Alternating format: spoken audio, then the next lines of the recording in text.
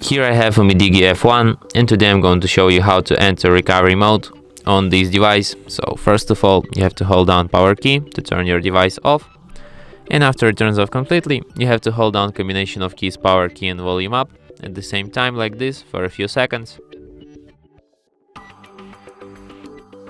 After you enter this kind of menu, here you have to use volume up key to navigate through the menu and volume down to select options, and you have to select the first option, recovery mode.